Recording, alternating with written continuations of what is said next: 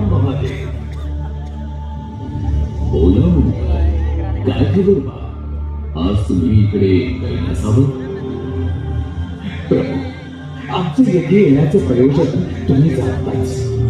पार्वतीची तपस्या दिवसेंदिवस अधिकच कठोर होत चालली आहे. इतकेच नाही तर तिने अन्नत्याग देखील केला आहे. ती तुमची आतुरतेने वाट पाहत आहे महादेवा. आपल्या भक्ताची इतकी परीक्षा पाहणे योग्य नाही. होय महादेव, मुनीवर सत्य बोलत आहे. पार्वतीला मरण्याची वेळ आता समीप आली आहे असे आम्हास वाटते. हे सर्व आम्हास ज्ञात आहेतच नारायणा, परंतु आम्ही सतीशिवाय पुन्हा दुसरा कोणाचा अर्धांगिनी म्हणून कसा स्वीकार करू? ते कदापि शक्य नाही. सतीच्या जाण्याने आम्हास जे वैराग्य प्राप्त झाले आहे तेच आम्हास आता प्रिय आहे. आम्ही तसेच राहू. असे बोलू नका महादेव. पार्वती ही स्वतः जगदंबा स्वरूप आहे.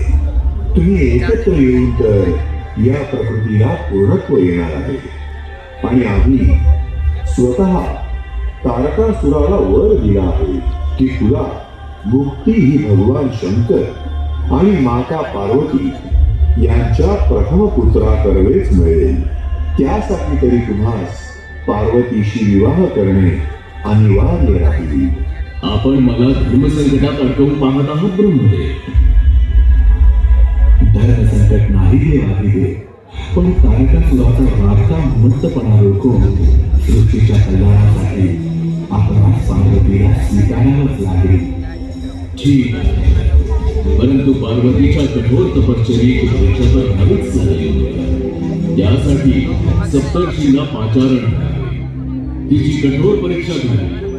कपट करून खोटे बोलून तिला फसवण्याचा प्रयत्न करा. बघूया ती किती टिकते ते. जशी तुमची आज्ञा करू. ही वार्ता मी त्वरित सप्तर्षींपर्यंत पोहोचवतो. आज्ञा नाही. नारायण नारायण.